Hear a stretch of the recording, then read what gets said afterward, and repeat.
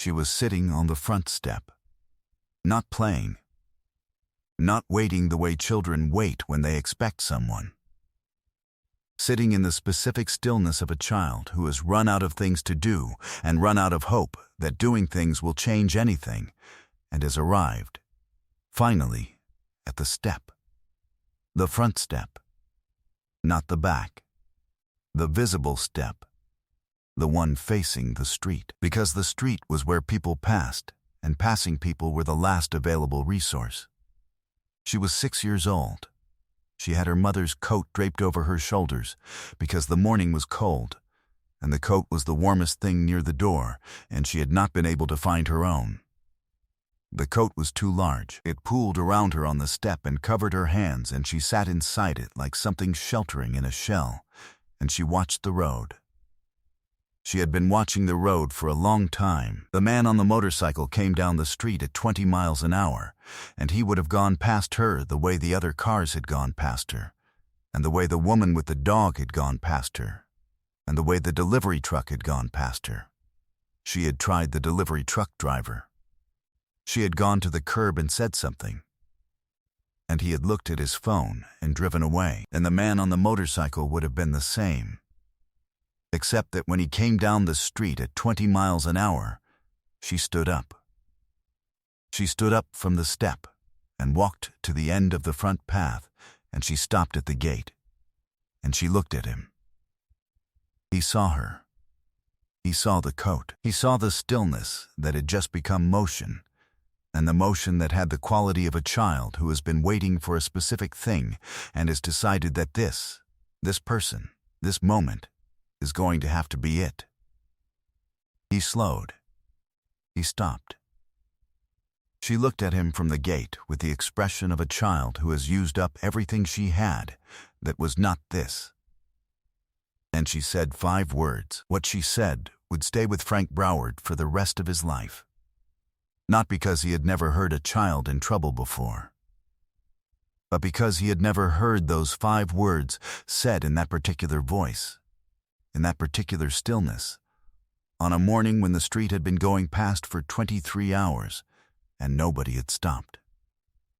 He got off the bike. He went to her. Millvale Road in Decatur, Georgia, was a residential street in the way of residential streets that have not quite decided what they are. Wide enough for 2 cars and a bicycle lane, lined with the mixed housing of a neighborhood in mid-evolution, where houses built in the 1960s sat beside ones remodeled in the 2000s, and the occasional newer build that had replaced something that could no longer be saved. The trees were old and large, the kind of oaks and sweet gums that turn a Georgia street into a canopy in summer and a cathedral of bare branches in winter.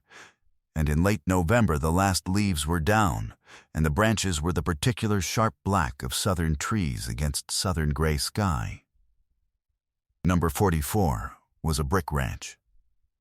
Single story, with a front porch that was really a concrete step, and a small yard that had a live oak in it, that was larger than the house and older than the house, and which would outlast the house by a century if nothing went wrong.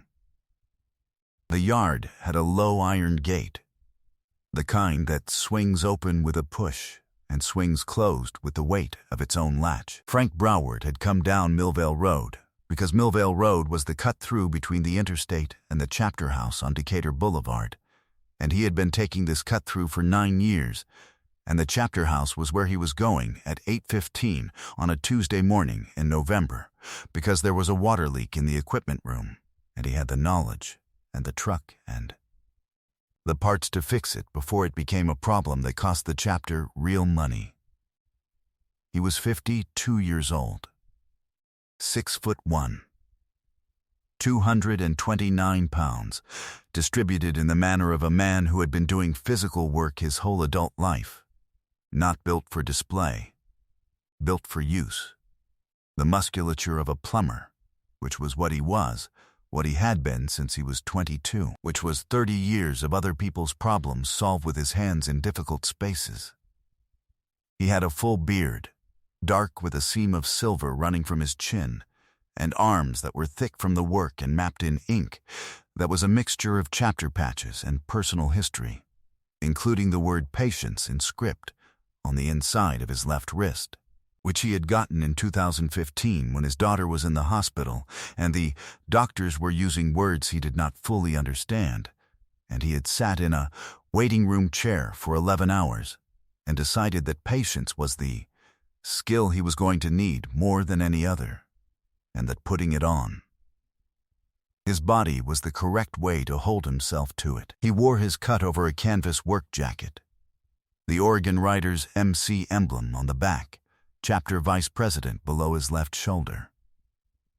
He had been vice president for 3 years, before that road captain, before that just a member, before that a man who had found the chapter at 38 after his first marriage ended and his daughter was 5, and the world had contracted to a size that did not seem survivable at first, and had, with time and company, become survivable.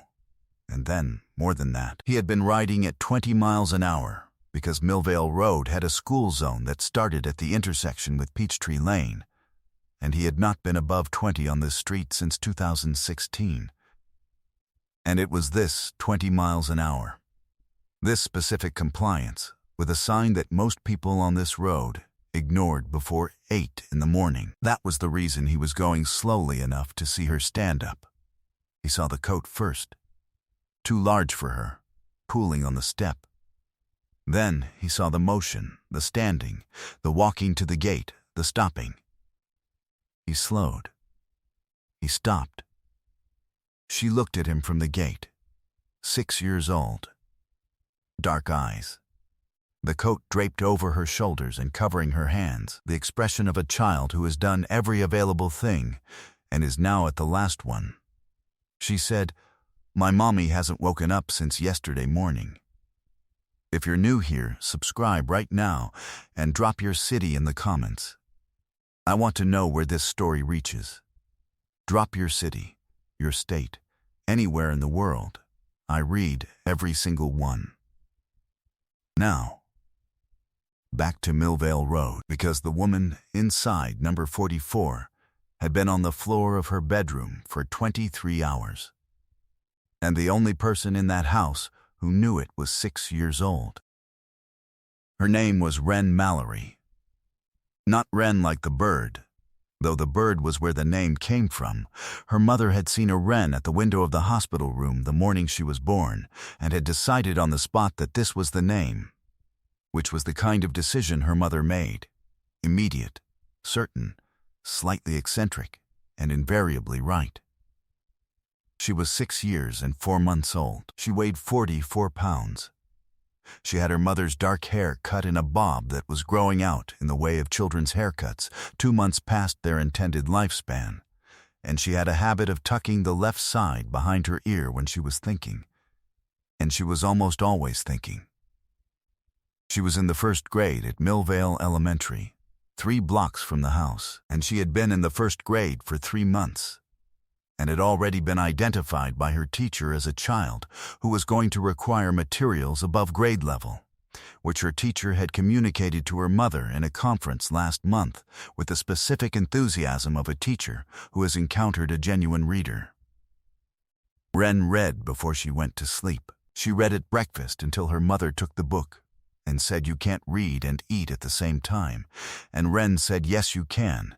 And her mother said, "Not in this house." And Wren read at breakfast anyway. And her mother stopped saying no because the argument was not winnable. Her revealing small detail. She had made a calendar on a piece of construction paper and taped it to the inside of her closet door. And every morning she crossed off the day and wrote one word in the square. One word that described the day before it started, chosen from a jar of paper slips that she and her mother had made together last January. Each slip with a different word on it.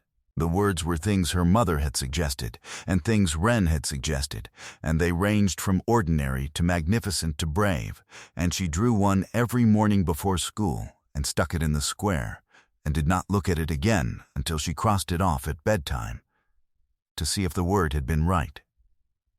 She had not crossed off Monday. She had drawn the word brave on Monday morning. She had put it in the Monday square. She had gone to school. She had come home at 3:15 and found her mother on the bedroom floor, and she had done what her mother had told her to do if there was ever an emergency, which was to call 911, and she had called 911 and told them her address and that her mommy was on the floor and wouldn't wake up. And the woman on the phone had been kind, and it said help is coming, and it stayed on the phone with her until the ambulance arrived. The ambulance had come.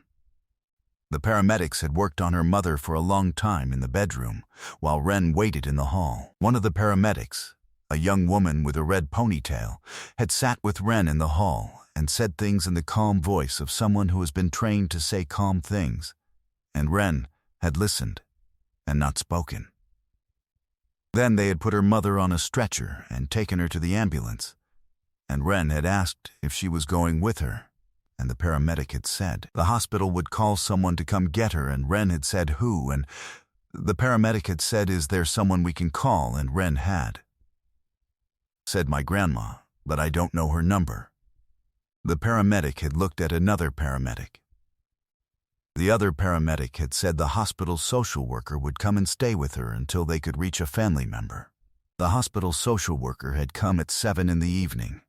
Her name was Catherine, and she had stayed until 11:30, and at 11:30 she had gotten a call and had told Wren she needed to go, but she would be back in the morning, and that a neighbor was going to check on her, and the neighbor, a woman named Mrs. Chen from 2 doors down, had looked in at midnight and seen Wren asleep on the couch and had gone back to her own house and had not looked in again. Wren had woken at 6 in the morning. She had waited. Catherine had not come back. She had called the number Catherine had left, which rang and went to voicemail. She had called it again. She had eaten the crackers and peanut butter that Catherine had put on the kitchen counter the night before. She had not known how to call the hospital. She had not known the social worker's last name to look it up. She had waited for 2 more hours, and then she had put on her mother's coat and gone to the front step, because the front step was visible from the street, and the street was where people passed, and she had run out of everything except the front step and the street. She had been on the step for 40 minutes. She had tried the delivery truck driver. She had tried the woman with the dog. She had tried 3 more cars by standing up when they slowed for the school zone sign, and all 3 had driven past. And then she had tried the man on the motorcycle. Frank Broward heard the 5 words, and he heard what was under them. Not the medical facts, which he would piece together in the next 60 seconds. Not yet. He heard what 23 hours alone sounded like in a 6-year-old's voice.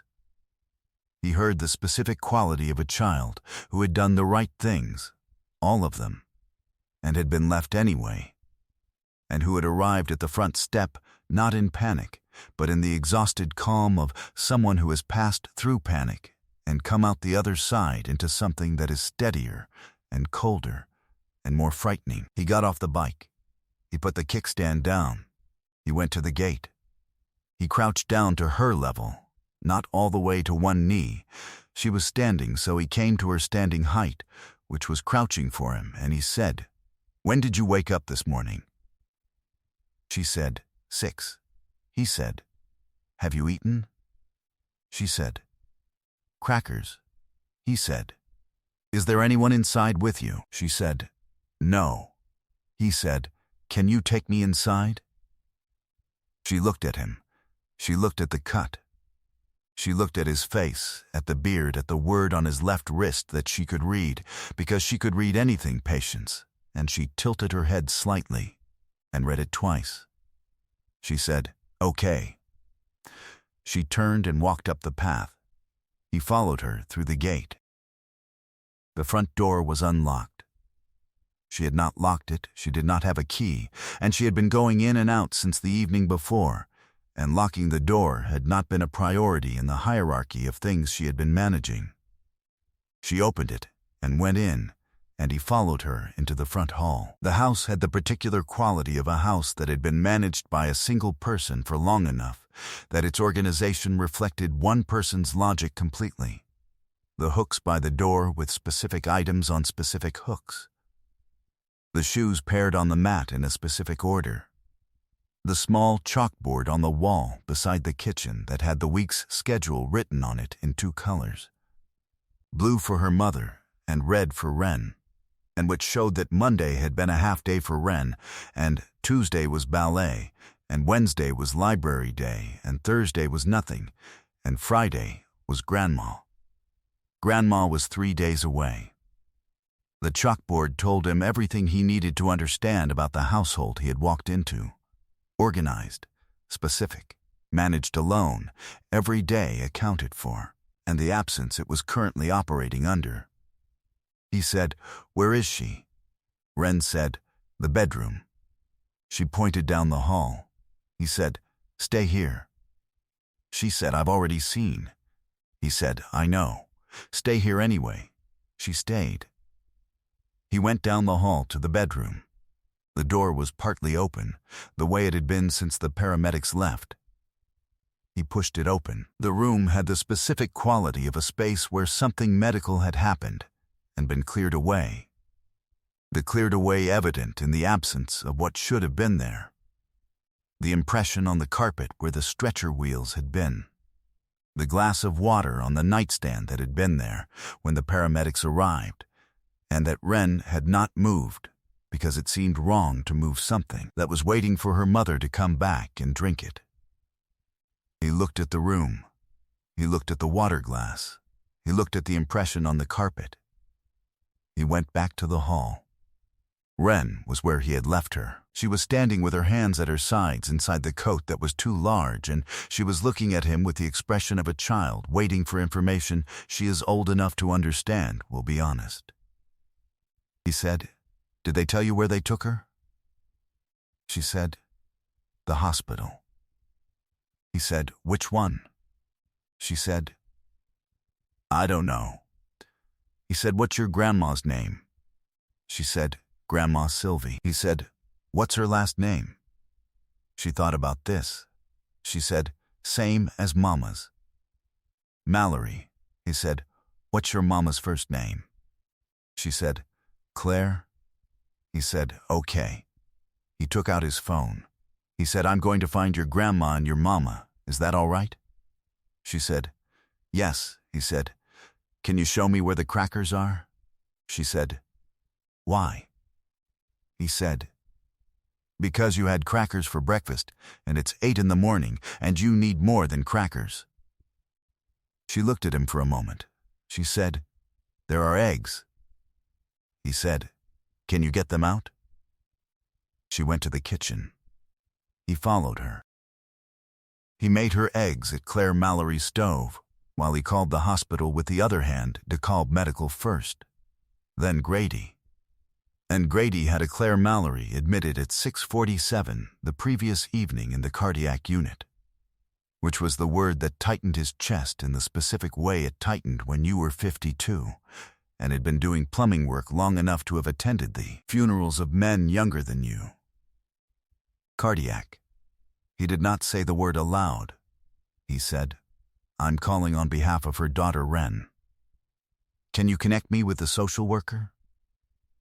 The social worker was Catherine, the same Catherine who had been there the night before, who came on the line with the specific quality of someone receiving information they had been dreading, who said, "She's still there?" I called the neighbor, and who, when he said, "Yes, she's still there, and she's been alone since you left at 11:30, went quiet for a moment in the way of a person absorbing a failure. He said, "Can you reach the grandmother? Sylvie Mallory?" Catherine said she would call immediately. She said she could have someone at the house in 30 minutes. He said he would stay until someone arrived. He finished the eggs. He put the plate in front of Wren at the kitchen table, scrambled, with a piece of toast from the bread in the second drawer, which he found because the kitchen was organized by someone who organized kitchens the way he organized plumbing layouts, which was logically and without waste. He poured her a glass of orange juice from the carton in the refrigerator. She ate without being asked to. He sat down across from her with a cup of coffee he had made from the machine on the counter. He had asked her where the coffee was, and she had shown him the drawer and the filters and the carafe with the directness of a child who has been shown how things work and has retained the information, and he drank it, and he watched her eat. She said, "Is she going to be okay?" He said, "I don't know yet." She looked at him. She said, "That's what the paramedic said." He said, "It's the honest answer." She considered this. She said, "Okay." She ate more eggs. He said, "What's in your pocket?" She looked down at the coat. She felt the left pocket. She said, "My word." He said, "What word?" She said, "I pick a word every morning. For the day, I picked it yesterday." She paused. "I didn't pick one today." He said, "What was yesterday's word?" She reached into the coat pocket and took out the small square of paper. She unfolded it. She looked at it. She held it up so he could see. Brave, he looked at it. He looked at her. He said, "That was the right word." She said, "I didn't feel brave." He said, "You called 911. You waited. You went to the step. You stopped me." She said, "I tried the delivery truck first." He said, "You kept trying." She looked at the paper. She said, "That's what brave is?" He said, "That's what brave is." She folded the paper back up. She put it in the coat pocket. She ate the rest of the eggs. The call went out at 9:12. He made it from the front porch while Wren finished her orange juice inside, a text to the chapter's general group, which went to 37 numbers, that said what it said. Girl, 6. Home alone since yesterday. Mom in cardiac at Grady. Social worker coming. Address is 44 Millvale Road, Decatur.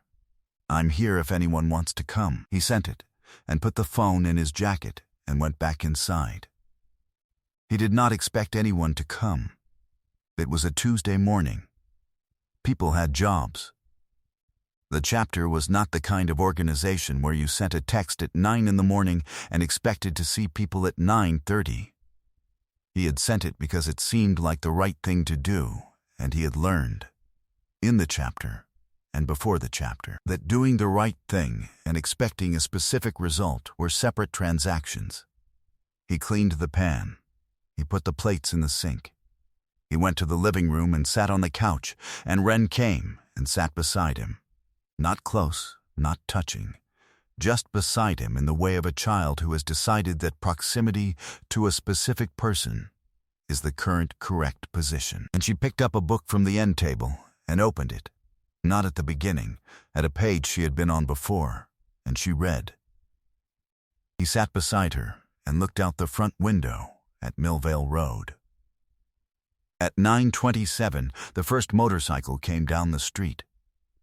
He did not recognize the sound at first, or rather, he recognized it, but did not connect it to himself, because he had not expected it. He heard the engine come down Millvale Road at 20 miles an hour in compliance with the school zone sign, and he looked at the window, and he saw the bike park in front of number 44.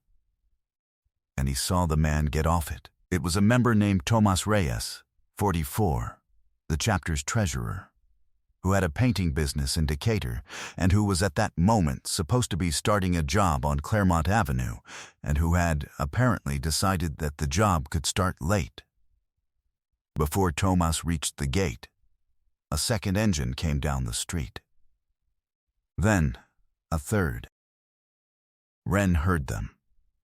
She looked up from her book. She went to the window. She stood at the front window of her mother's living room and she looked at Millvale Road. And Millvale Road held 7 motorcycles parked at the curb in front of number 44 and 3 more coming down the block. And she watched each one park and each man get off. And she watched them stand in the November morning with the patience of people who had arrived somewhere and intended to be present until the situation resolved. They did not come to the door in a group. They came one at a time, the way you come when you know you are going to a house that has a child in it, and the child has had enough disruption, and the correct approach is not overwhelming. Frank let them in one at a time, and each man came in and found his own way to be useful, which was the chapter's characteristic mode of operation.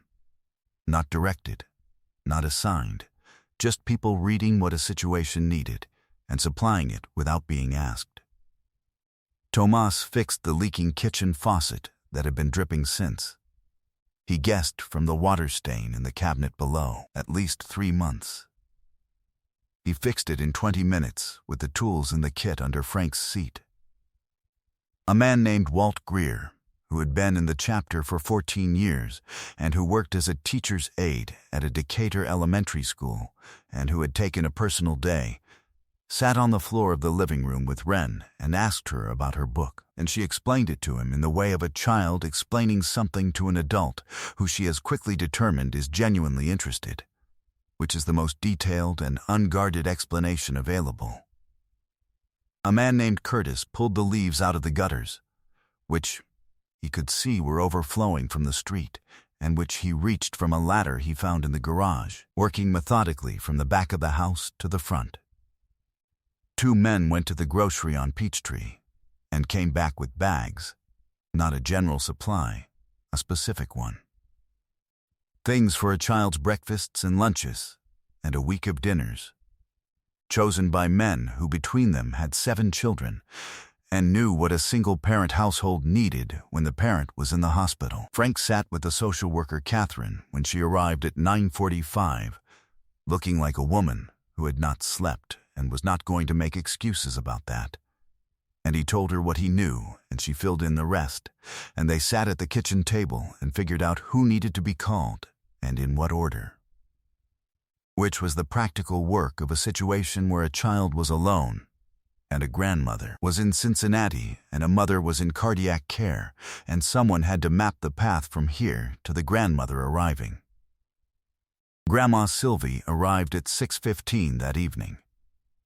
Frank knew this because he was still there.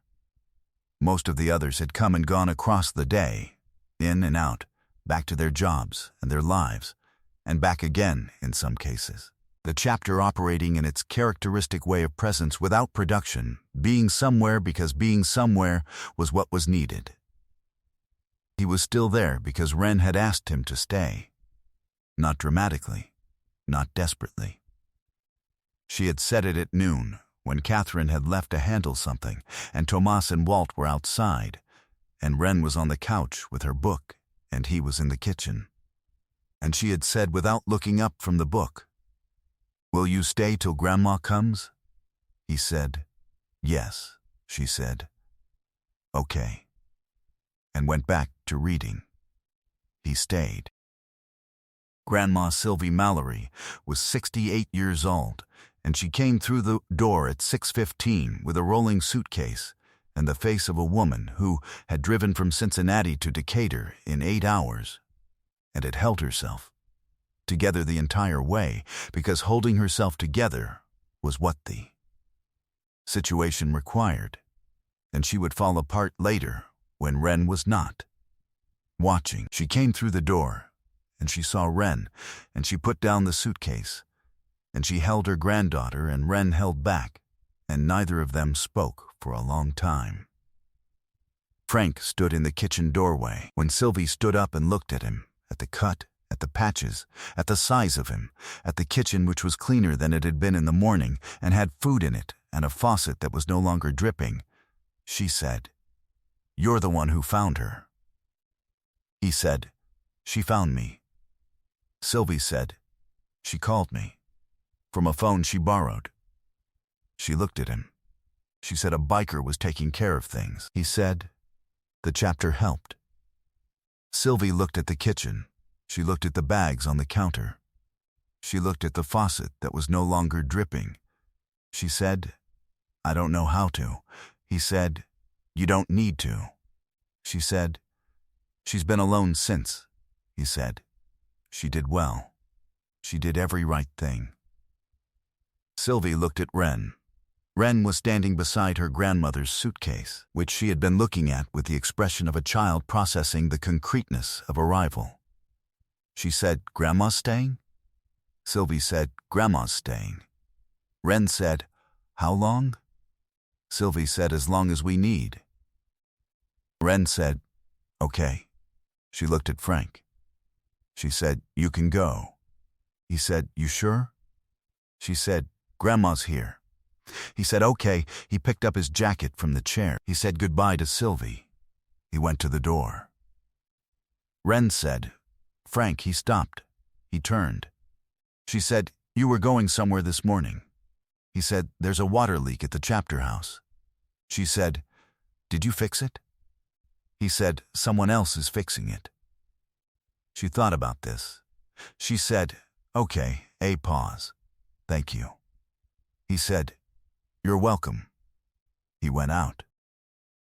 Claire Mallory was in the cardiac unit at Grady Memorial for 11 days. She had a condition that had a long name and a shorter explanation, which was that her heart had a structural irregularity that had been there since birth and that had produced no symptoms until the morning of Monday, the 18th of November, when it produced the catastrophic symptom of complete loss of consciousness in her bedroom at 7:45 while her daughter was eating breakfast in the kitchen. She had not known about the condition. Her cardiologist would tell her later that this was not uncommon, that a significant percentage of people with this presentation did not know, because the prior symptoms were minor and ambiguous and easy to attribute to other things. She would spend several minutes with this information, trying to decide whether it made her feel better or worse, and would conclude that it made her feel neither, and that the more productive use of her energy was recovery. She was discharged on a Wednesday in early December. Sylvie drove her home. Wren was at school when she arrived, and Sylvie had decided, after discussion, that keeping Wren's routine intact was more important than the dramatic timing of a homecoming, and Claire had agreed and had walked through her own front door at 10 in the morning while her daughter was learning about place values at Millvale Elementary, 3 blocks away. She stood in the front hall. She looked at the house, at the chalkboard where the week's schedule was written in blue and red, at the hooks by the door with the specific items on the specific hooks. At the kitchen she could see from the hall with the faucet that was no longer dripping. Sylvie had told her about the faucet. Sylvie had told her about all of it. The text Frank had sent, the chapter arriving, Tomas and the faucet, and Walt on the floor with Wren's book, and Curtis, and the gutters, and the groceries, and the staying. She had heard it in the hospital, and she had held on to it through 11 days of recovery, as one of the things you hold on to when the ground has shifted under you, and you need to know what is still solid. She went to the kitchen. She looked at the faucet. She turned it on and turned it off and looked at it. She went to the living room. She looked at the word calendar on the closet door. She could see it from the hallway. The door was open, and she could see the squares crossed off in Wren's handwriting, and she could see Monday, still not crossed off. And in Monday's square, the small slip of paper, Brave. She stood in the hallway and looked at it for a long time. At 3:20, she heard the front door. Wren came in from school, the way she always came in. Backpack first, shoes at the mat, and she was halfway through taking her shoes off when she looked up and saw her mother standing in the hallway, and she went still with both shoes half off and one arm still in her backpack strap. She said, "Mama." Claire said, "Hi, baby."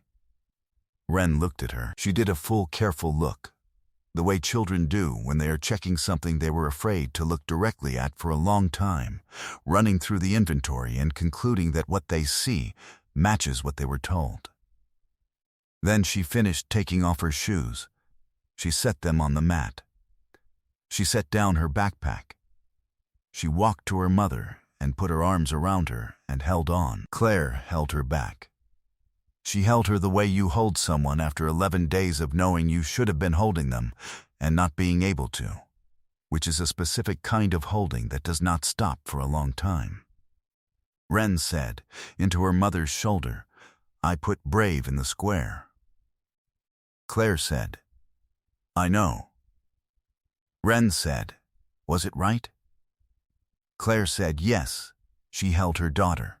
Outside, Millvale Road went about its Tuesday afternoon in the ordinary way, cars at the school's own speed, the last of the November leaves coming down from the oak in the yard, the light the specific amber of late autumn in Georgia, going toward the early dark of the short days. 3 blocks away at the Chapter House on Decatur Boulevard, a water leak that had been repaired by a man named Dennis Holt on Tuesday morning, while Frank Broward stayed on Millvale Road until Grandma Sylvie arrived, was holding perfectly. The repair would hold through December and January and the cold snap that came in February, and when Frank checked it in the spring during the chapter's annual equipment inspection, he would run his hand along the joint in the specific way of a plumber confirming his own work, and it would be solid and dry, and he would move on without comment, because that was the correct response to a thing that was holding the way a thing was supposed to hold. Before he left the house on Tuesday morning, Wren had gone to her closet door. She had looked at the calendar. She had looked at the Tuesday square, which was blank. She had reached into the jar on the shelf, the jar with the paper slips her mother had filled out in January, and she had drawn one without looking, and she had unfolded it and read it. She had put it in the Tuesday square without showing anyone. At bedtime that night, when Grandma Sylvie said it was time to cross off the day, Wren had gone to the calendar and crossed off Tuesday, and Sylvie had looked at the word in the square.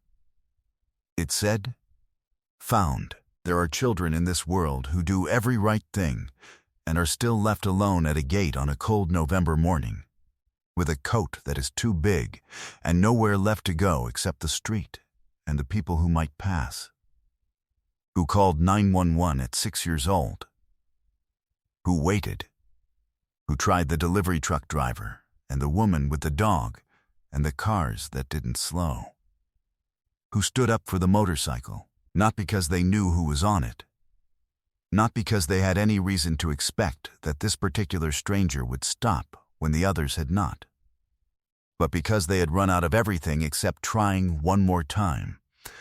And they tried one more time, and this time the right person was going 20 miles an hour because of a school zone sign, and he heard what she said, and he could not ride away. The world did not fail her completely. It failed her in the ordinary way it fails people, imperfectly, incrementally, through the accumulation of small oversights by people who were busy and tired and did not mean harm, and caused it anyway. And then one man stopped. And then 37 phones received one text. And then there was a faucet that didn't drip in leaves that weren't in the gutters and eggs in the morning, and a word in a square, and a little girl who stayed brave long enough for it to matter. That is not everything. It is not enough. But it is what was available. And the people who had it gave it. And sometimes that is how the world holds. If this story reached you, if you believe that trying one more time is always worth it, and that slowing down for a school zone is how goodness sometimes finds its address, share this with someone who needs it. Hit like, subscribe so you never miss what comes next, and drop a comment. Have you ever been the person at the gate? Or the one who slowed down? Type Wren in the comments if this one reached all the way in.